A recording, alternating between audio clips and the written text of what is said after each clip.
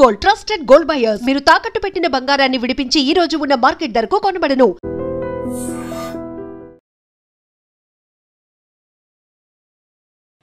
COVID-19 ఈ మాట వింటేనే మళ్ళా వారం 10 రోజుల నుంచి కూడా భయపడిపోయే పరిస్థితి వచ్చింది. యాక్చువల్లీ వారం కేసుల సంఖ్య విపరీతంగా పెరిగిపోతుంది. అట్లాగే కేంద్ర సర్కార్ కూడా అన్ని రాష్ట్ర ప్రభుత్వాలకి ఒక ఆదేశం అయితే జారీ చేసింది. మీరు అలర్ట్గా ఉండాలి, అట్లాగే హాస్పిటల్స్ని కూడా ప్రిపేర్ చేసుకొని ఉండండి. ఎందుకంటే ఇది డిఫరెంట్ వేరియంట్, అంత డేంజర్ కాకపోయినా సరే మరణాల సంఖ్య కొంత తక్కువ ఉండొచ్చు, కానీ స్ప్రెడింగ్ చాలా ఎక్కువగా ఉంటుంది. సో అప్రమత్తంగా ఉండాల్సిందే. అప్రమత్తతే శ్రీరామ రక్ష అనేటువంటి మాట చెప్పింది. అన్నీ కూడా ప్రభుత్వాలకి ఒక ఆదేశం అయితే జారీ చేసింది. అన్నిటికీ ప్రిపేర్ అయి ఉండండి అనేసి మాత్రం ఒక ప్రిపేర్డ్ అలర్ట్ అయితే మన రాష్ట్ర సర్కార్లకు అందినటువంటి పరిస్థితి. ఇప్పుడు దేశవ్యాప్తంగా మొన్నటి వరకు ఓవరాల్గా చూస్తే 257 కేసులు మాత్రమే ఉండే 2-3 రోజుల క్రితం. ఇప్పుడు మీరు చూడండి, భారీ వర్షాలు పడుతున్నాయి. అసలు అత్యంత దారుణమైన పరిస్థితి ఉంది. కేరళ, మహారాష్ట్ర ఇట్లాంటి ప్రాంతాల్లో, కర్ణాటక ఇట్లాంటి ప్రాంతాల్లో భారీ వర్షాలు పడుతున్నాయి. ఇంకా కూడా 2-3 రోజులు భారీ వర్షాలు పడే అవకాశం ఉంది. ఒకవైపు ఈ అలర్ట్ నడుస్తున్నటువంటి క్రమంలోనే ఇప్పుడు కేరళలో కోవిడ్-19 కేసుకి సంబంధించిన కేసెస్ ఎన్ని అంటే 430. మొన్నటి వరకు కేవలం 69, 70 అట్లా మాత్రమే ఉండే. ఇప్పుడు ఏకంగా ఎన్ని టైమ్స్ ఎక్కువైందో మీరు ఊహించుకోండి. 430 కేసులకు ఇప్పుడు కేరళ చేరింది.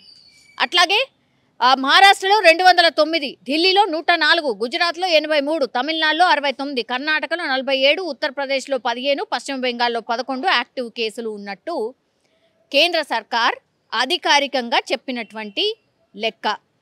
ఇప్పుడు కరోనా కేసులు 2 తెలుగు రాష్ట్రాల్లో కూడా కొంత పెరిగినటువంటి పరిస్థితి మనకు తెలుసు. అంటే కేవలం సింగిల్ సంఖ్యలో మాత్రమే ఉన్నాయి, అంటే 3, 4 ఇట్లా మాత్రమే ఉన్నాయి. అటు ఏపీ తీసుకోండి, ఇటు తెలంగాణలో కూడా చూసుకోండి. మరణాలు ఇప్పటి వరకు రిపోర్ట్ అయినాయి ఎంత అంటే 7 మాత్రమే కరోనా సోకి చనిపోయినట్టు కేంద్ర సర్కార్ అయితే అనౌన్స్ చేసినటువంటి పరిస్థితి అయితే కనిపిస్తోంది.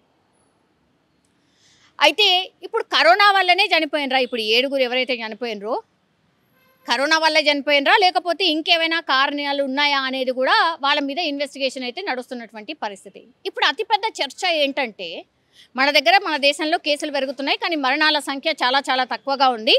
అది ఒకటి పక్కన పెడితే, ఇప్పుడు అమెరికాలో గత వారం రోజుల క్రిందట కోవిడ్ కేసుల సంఖ్య పెరగడమే కాకుండా మరణాల సంఖ్య చాలా ఎక్కువగా ఉంది.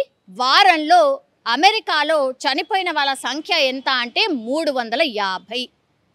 సరే, గతంలో కరోనా సోకినప్పుడు యాక్చువల్లీ దీనికంటే చాలా ఎక్కువ ఉండే, మరణాల సంఖ్య చాలా ఎక్కువ ఉండే. కానీ ఇప్పుడు తక్కువ ఉన్నప్పటికీ వారం రోజుల్లో అమెరికాలో కోవిడ్ సోకి చనిపోయిన వాళ్ళ సంఖ్య 350. అంటే వాళ్ళ జనాభాని తీసుకుంటే నిజంగా చాలా ఎక్కువ. మన జనాభా 140 కోట్లు, అందులో కేవలం 7 మాత్రమే చనిపోయినారు. కానీ వేరాజ్ అమెరికా కేవలం 10 కోట్లు వేసుకోండి వాళ్ళ జనాభా, చనిపోయిన వాళ్ళ సంఖ్య కేవలం వారం రోజుల్లో 350 మంది. ఇది ఇప్పుడు ఈ మహమ్మారి మళ్ళీ వచ్చిందా? అమెరికా మీద పంజా విసురుతోందా? అమెరికా మళ్ళీ కోవిడ్-19 డిజాస్టర్ని చూడబోతోందా? బికాస్ వారం రోజుల్లో 350 అంటే ఇంకో వారంలో మరి అది రెట్టింపు అవుతుంది అని అంచనా వేస్తున్నారు అక్కడ ఉన్నటువంటి ఆరోగ్య శాఖ. ఇది అఫీషియల్గా వాళ్ళే చెప్పినటువంటి లెక్క. మనకు తెలుసు, అధికారికంగా చెప్పినటువంటి లెక్క కంటే కొంత ఎక్కువగానే మరణించి ఉండొచ్చు, కానీ ప్రజలు భయపడతారని ఆ సంఖ్యని కొంచెం తక్కువ చేసి చెప్పిండొచ్చు. మేబీ 500 ఒక 600 అయ్యి ఉంటారేమో మేబీ. కేవలం వారం రోజుల్లో కోవిడ్-19 బారిన పడి 350 మంది అమెరికాలో చనిపోయినరు. ఇప్పుడు ఈ రిపోర్ట్ బయటకు వచ్చిన తర్వాత అమెరికన్లు భయపడిపోతున్న పరిస్థితి. ఎగైన్ మళ్ళా కోవిడ్-19 వచ్చిందా? ఈ వేరియంట్ ఎగైన్ అంత డేంజరస్ ఉండబోతోందా?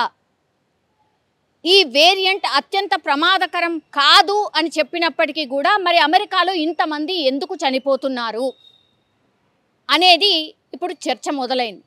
దానికి తగ్గట్టుగానే సర్కారు కూడా అడుగులు వేసినప్పటికీ కూడా ఇప్పుడు మరణాల సంఖ్యని కంట్రోల్ చేసే ప్రయత్నం ఒకటి, నియమ నిబంధనలు ఏమైనా పెడుతుందా, కఠినంగా ఏమన్నా నిబంధనలు పెట్టబోతోందా అమెరికా? కొన్ని ప్లేసెస్లో లాక్డౌన్ పెట్టినట్టుగా కూడా వార్తలు వస్తున్నాయి. అధికారికంగా ఎట్లాంటి ఇన్ఫర్మేషన్ లేకపోయినా మేబీ పెట్టే ఛాన్స్ ఏమైనా ఉందా? ఈ సంఖ్యని కంట్రోల్ చేయడానికి లాక్డౌన్ ఒక్కటే పరిష్కారమా అనే దిశగా అక్కడ ఉన్నటువంటి సర్కార్, ట్రంప్ సర్కార్ ఆలోచిస్తున్నట్టుగా కూడా కొన్ని వార్తలు వస్తున్నాయి.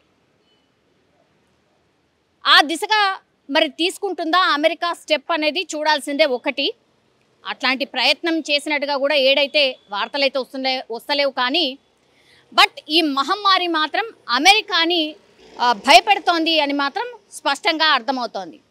ఈ వేరియంట్ డేంజరస్సా కాదా అనేది ఇప్పుడు టెస్ట్ల ద్వారా కనుక్కునే ప్రయత్నం చేస్తోంది. అట్లాగే ఇది సోకకుండా ఏం చేయాలి, ఏం స్టెప్స్ తీసుకోవాలి అన్న ఆలోచన అమెరికా చేస్తున్నట్టుగా కూడా చెప్తున్నారు. అట్లాగే WHOకి ఈ ఇన్ఫర్మేషన్ కూడా పంపించారు. కాబట్టి ఈ వేరియంట్ ఎట్లాంటిది ఏంటి, శాస్త్రవేత్తలు ఏం చెప్తున్నారు, డాక్టర్స్ తీసుకోవాల్సిన స్టెప్స్ ఏంటి, మళ్ళీ ఇంకోసారి వ్యాక్సిన్ అవసరం పడుతుందా, ఇట్లాంటి అన్ని ఆలోచనలు కూడా అమెరికా చేస్తున్నటువంటిది అనేది కూడా పెద్ద ఎత్తున వార్తలు అయితే వస్తున్న పరిస్థితి కనిపిస్తోంది. చూడాలి.